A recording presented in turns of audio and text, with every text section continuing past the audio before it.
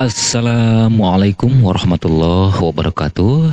Mitra dangu wilujeng patepang deui dina pedaran dongeng Sunda ngalangkungan wek-wek cerita Sunda Channel. Tangtosna dina danget ieu baris medar dongeng Sunda dina judul Budak Culun bagian anu ka-21. Kumaha mitra dangu dina danget ieu dararamang kitu? Syukur upami daramang mah Mang Asep oge dina danget ieu mah alhamdulillah aya dina sehat walafiat gitunya. Sareng pemugi urang sadayana dipaparin kalancaran dina sagala urusan gitunya. Mohon ka mitra dangu anu masih kene saratia, aduh hatur nuhun pisan gitunya. Sareng tong hilap upami nuju ngupingkeun dongeng Sundana dina wek-wek cerita Sunda Channel. Disuhurkeun dukunganana subscribe, like, sareng komentarna gitu tah.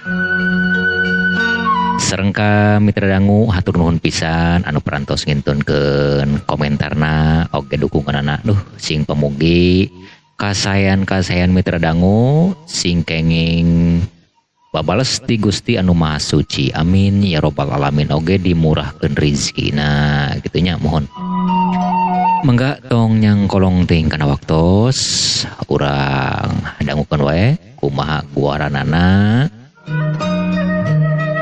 ieu jejer carios dongeng Sunda Budak Culun bagian anu ka-21. Mangga kaparayun.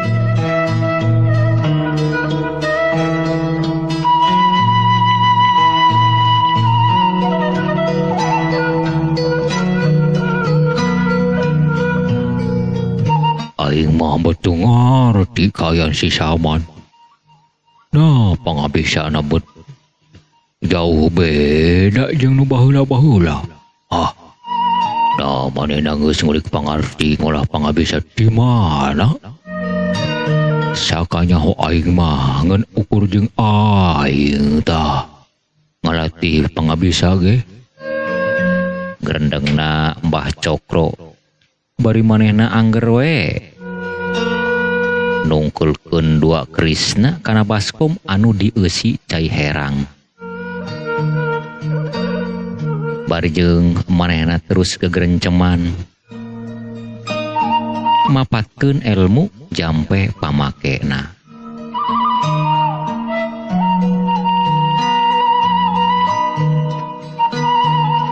Urang tunda heula kaayaan Mbah Cokro engke oge baris kasampeur deui. Urang kocapkeun kaayaan siluman teh anu ayeuna geus mulang ka nagarana.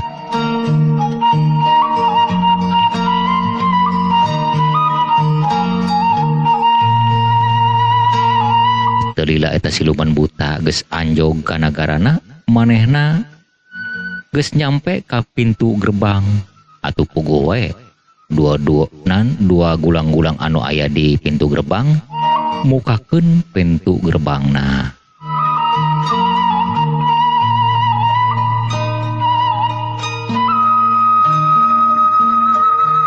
Blus manehna asup ka pakarangan bari jeung terurat reret deui manehna gura-giru nuju ka jero karaton.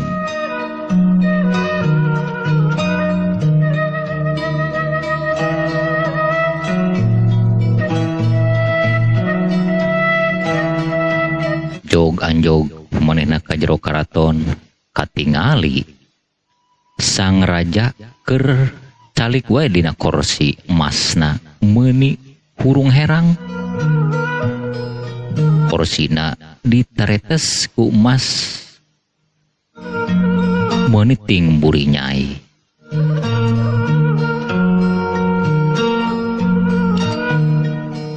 Cedok eta siluman buta anu arak datang teh nyembah kana rajana.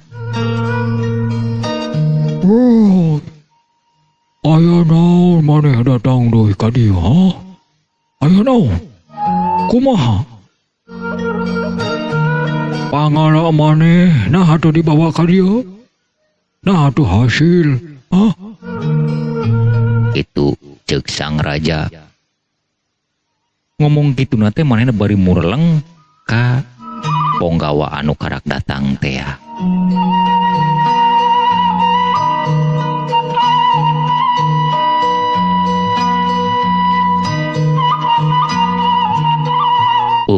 Hapunten, sang raja hapunten. Sanes kaula teu bisa tanggung jawab nanging kumaha. Pangabisa anu diala lain lumayan. Lain lawanan kula. Hampura kula. Itu ceuk Ponggawa teh manehna bari acong-acongan nyembah. Bari ngadeg-deg maklum nying hareupan sang raja.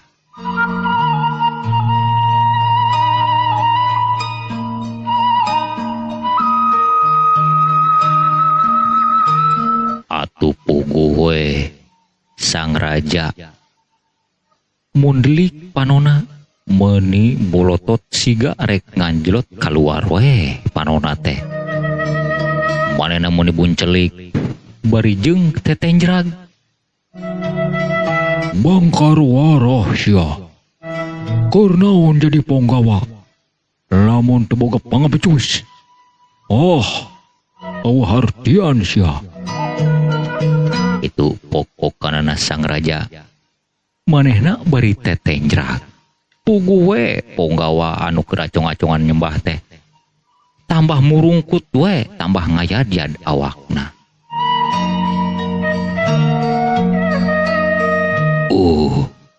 Hampura sang raja. Hampura sakali deui. Ieu mah teu bisa. Kudu diala.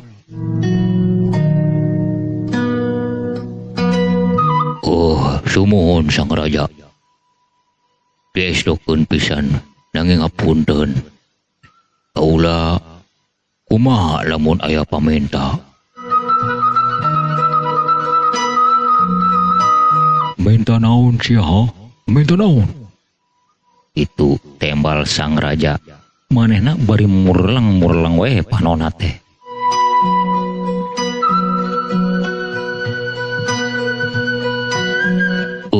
Ieu mah hapunten we sakali deui. Kumaha lamun ditambah kekuatan?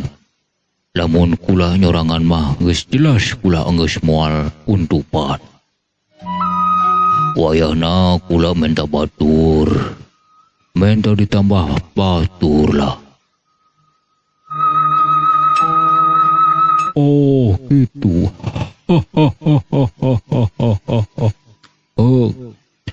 Kahayang sia ku kaula dicumponan.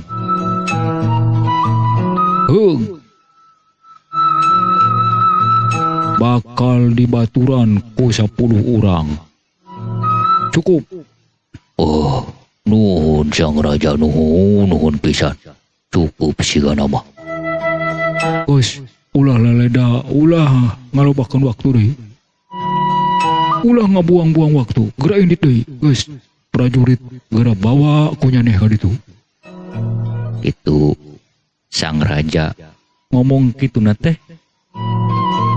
Manehna bari kekerot nahan amarah. Teu lila Ponggawa ngesod deui ti hareupeun sang raja rek nuju ka batur-baturna anu aya di luar.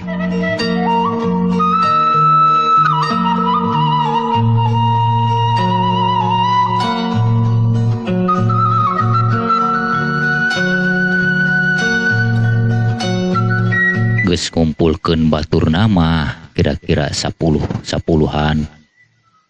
Maranehna gura-giru indit deui ka alam manusa. Giuk angin topan lilimbungan, maranehna ngapung ngawang-ngawang anja celang di luhur mega.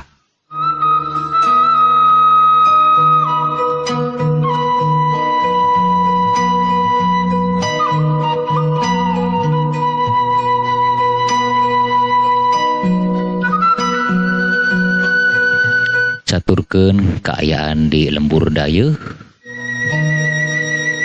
Harita Aki Samad geus asup deui ka jero imah. Bura-giru manehna nyamperkeun Jang Hasim anu keur maturan Ibu Dudung di kamarna.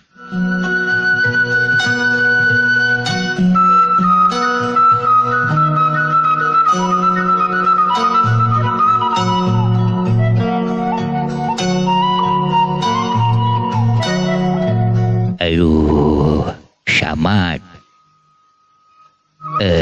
Hasim gitu maksudnya teh. Nah, Aki, buat si Ganu limper. Ampun teuing. Nah, ujung-ujung Samad. Paneta teh nami Aki. Nah, kitu can sarapan. Atanapi kumaha ye si Ganu lieur. Itu cek Jang Hasim manehna bari nyarengeh. Ampura. Nah, hanya akibat nyebut ngaran sorangan ai taeun teh. Maksudna mah Hasim. Sing horeng mah. Eta makhluk nu tadi teh anu sumanding ka awakna Juragan Dudung. Can indit manehna teh. Keur ngabadega we di pipir imah ai taeun teh.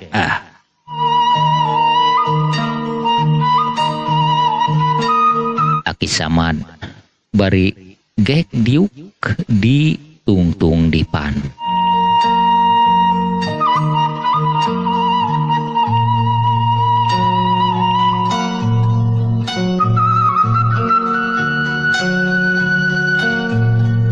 Nya Ki, dugaan Hasim ya gitu. Soalnya beda karasana. Betana awak panas gitu tah. Karena rarasan gak asa teu pararuguh. Syukur we. Berarti indra maneh, bata batin maneh masih keneh tajam. Syukur we ai bisa ngarasakeun mah. Itu cek Aki Samad. Manehna ngarasa reus karena pangabisana Jang Hasim.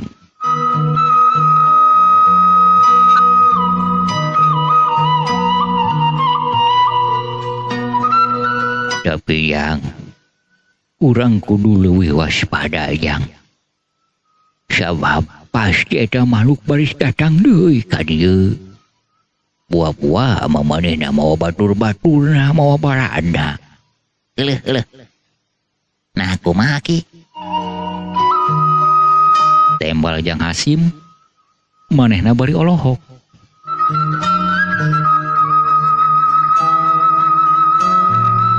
Jadi bahasa rek ini teh, cenah Syah Samad. Aing bakal datang deui ka dieu. Dah wayahna we. Peuting ieu bah urang ulah wakasare. Itung-itung bari ngemitan anu keur udur we nyaeta Juragan Dudung.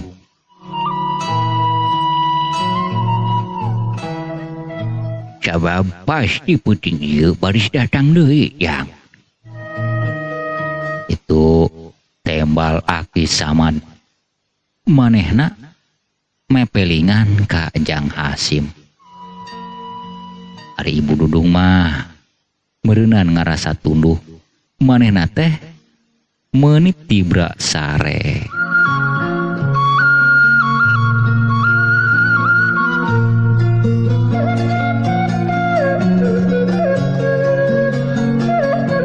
Nya laki. Ari kitu mah ya Hasim ge moal cicingeun. Ngan kumaha ieu nya? Juragan istri menipules kieu sarena ieu. Anak. Lamun bisa mah udangkeun we geuingkeun nya. Lamun geus manehna udang geus nyaring. Elingan wayahna kitu ulah sare. Sabab di antarana lamun aya nu sare bisa-bisa cilaka Jang. Aki Samad ngakhawatirkeun bisi aya hal-hal anu teu dibikarep ka Ibu Dudung. Nya tapikeun bahelanan. Tungguan we lah sakedeung deui mah karunya. Karak gereup eta ki. Heug kedadankeun. Dah jang. Anggur mah yuk urang. Nenedak anu maha kawasa. Sangkan urang dijauhkeun tina balai. Sabab rarasan aki mah ieu moal lila deui ge daratang deui ka dieu ieu. Itu ceuk Aki Samad. Manehna bari tatan-tatan. Rek siap-siap sigana mah manehna ge metakeun deui pangabisana.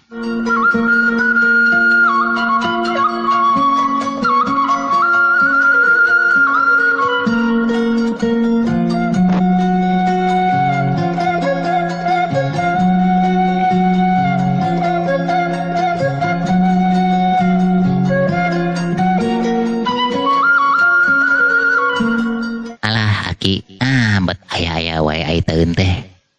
Aku mah hanya bet bisa kieu ye. Aduh ampun ting. Itu ceuk Jang Hasim manehna ngarasa heran. Nah, bet aya dipanyakiteun anu dadakan. Sigana mah ieu mah geus jelas ieu. Jang Hasim ieu mah aya anu nitahna ceuk. Makhluk tadi teh nya manehna dititah ku si Cokro cenah. Aki sok eling ka zaman baheula kanu ngaran si Cokro. Nah, anu saperguruan jeung Aki gitunya. Itu ceuk Aki Samad. Manehna bari ngerungkeun halisna. Bari jeung nginget-nginget deui kana lalakon baheula anu kongsi babarengan jeung anu ngaran Cokro.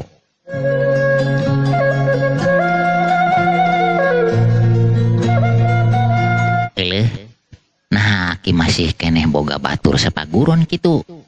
Iya, eta nu ngaran si Cokro. Jeung Aki sok pabentar paham.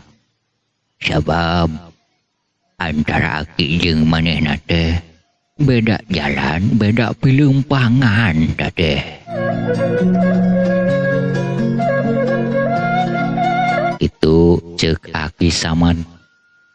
Manehna bari ngilinting dun kawung. Serbung manehna udud. Asupna meungeulun katiup ku angin anu keur ngahiliwir. Ya, meureunnan itung-itung nyinglarkeun rasa tunduh we. Eleuh kitu. Nah, anu disebut pabentar paham jeung beda pileumpangan teh kumaha Aki? Itu Jang Hasim nanya deui ka Aki Samad bangun anu panasaran.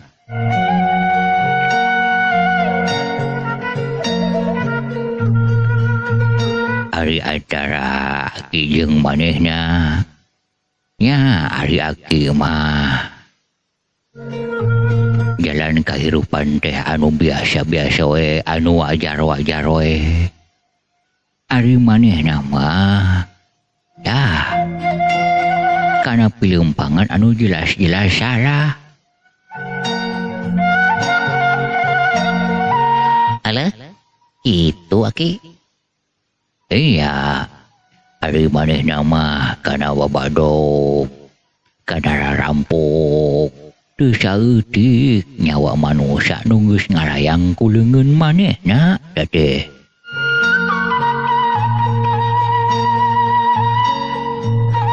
Tembal Aki Samad manehna bari ngaharuk. Teu lila manehna ngahuleng.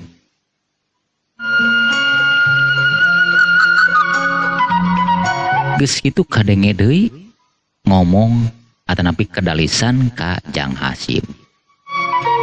Dah didinya antara aki jeung manehna papisah. Dah nya katurung-turung aki mah baheula menang musibah. Ya keluarga aki mah memang teu nyesa yang gara-gara bencana alam. Keluarga ninggal sadayana. Karugrugan tanah urung. Ya baheula teh kabeneran saung aki di hiji lamping anu lungkawing aya bencana alam longsor teh kasebutna nya teu aya keluarga aki mah ngeun aki wungkul nu nyesa. Tah didinya aki apruk-apruk kana papisah jeung nu ngaranna si Cokro kitu tah. Itu cek aki Samad bari manehna serbung nyot di ududna bangun anu nikmat pisan.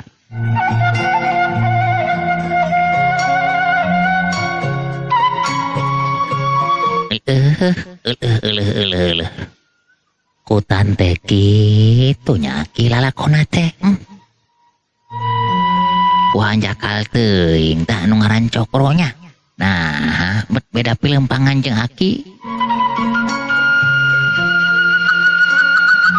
Itu tembal jang Hasim manehna bari ngerungkeun halisna. Mes-mes ku mecrek. Mes-mes manehna ngahulang deui. Naon jang? Betulang-ulang gitu. Tembal aki Samad manehna bangun anu ngerasa heran. Nya aki lamun aki nyaritakeun masalah keluarga nya Hasim ge inget di ka indung bapa anu geus teu aya di kieuna. Duh haiteun teh. Nah ya urang ki bet siga anu sanasibnya ngan ku beda lalakon. Itu tembal jang Hasim manehna bari ngeluk tungkul. Manehna ge rusras deui ka indung bapana anu geus teu aya di kieuna.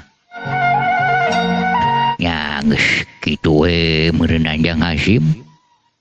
Antara aki jeung Ujang memang geus kieu kudu sanasib meureun moal we dipanggihkeun ku Gusti Nu Maha Suci.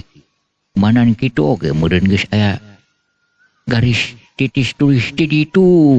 Nah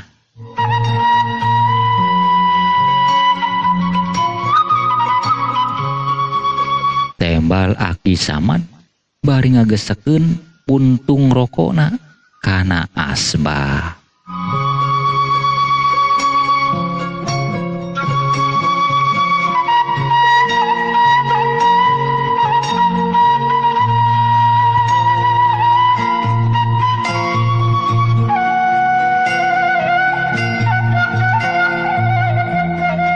geus yang hati-hati yang ieu geus beda ieu karasana ieu. Itu ceuk Aki Samad ngawanti-wanti Kajang Hasim. Sabab kumanna geus beda rasa, bet siga-siga aya nu rek datang deui. Oh nya sumon Aki. Alah. Kudu kumaha ya urang ya? Geus ieu mah kieu we. Yu urang munajat heula ka Nu Maha Kawasa. Nu wayahna we geuingkeun we engke tah dunungan nu awewe nya. Ari juragan dudung makeun we heulanan. Ya memang keur kapiuhan kitu tah. Itu ceuk Aki Samad. Manehna bari luak liuk siga aya nu keur diteangan. Duka naon nu diteanganna? Aki. Nah, bet siga aya nu diteangan, luak liuk teh. Ieu jang ieu. Duh. Rasa lagi geus beda rasa ieu. Cing kade ieu, ayo urang awas ieu. Cing kade.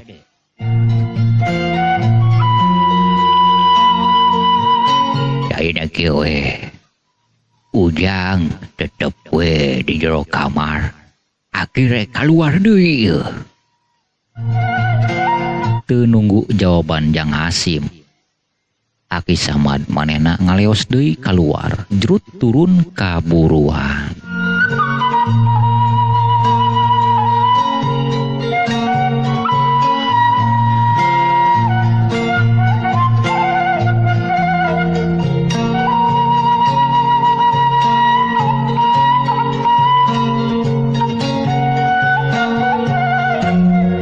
Alah, bet aya-aya wae ai teun teh. Nah, ieu berhubungan antara si Damri jeung Samit itu. Berhubungan jeung juragan duduk anu kieu palukarna ieu. Itu cek gerentesna Jang Hasim. Manehna geus boga firasat anu kurang hade kanu ngaran Damri jeung Samit. Ah, boa-boa ieu mah ieu. Ah. Betengar teh aing mah. Nah, bisa kieu. Bari ngagerentes hatena teh manehna bari andep praksila terus manehna ge gegerenceman babacaan.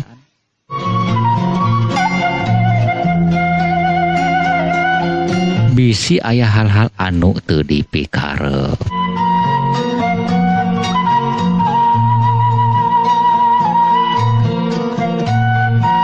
Ari Aki Samad sanggeusna turun kaburuan. Manehna teh ukur juntang janteng di buruan bari ningali kaayaan. Tulila kadenge ti kajauhan giuk sora angin ngaglebung. Ditemalan ku manuk koreak anu ting kareak. Jegug jegug sora anjing ngagugug. Baung baung sora ajag leuweung babaung meuni aweuhan. Euleuh sigana marek datang deui ieu makhluk nu tadi teh. Alah kudu leuwih waspada ieu bet aya-aya we ai taeun teh. Lamun bener ieu kalakuan si Cokro aing hayang nyaho. Siga kumaha kieu kayan si Cokro ieu. Itu cek gerendengna Aki Samad bari jeung manehna taki-taki. Waspada permana tinggal terus manehna tatanggahan kaluhur bari mapatkeun jampena. Breh kumanehna katarawang ku mata batina katingali aya nu keur kakalayangan makhluk galede anu sakitu lobana. Uluh. Mawa batur na sigana wae da mangkeluk kitu ceuk Aki Samad.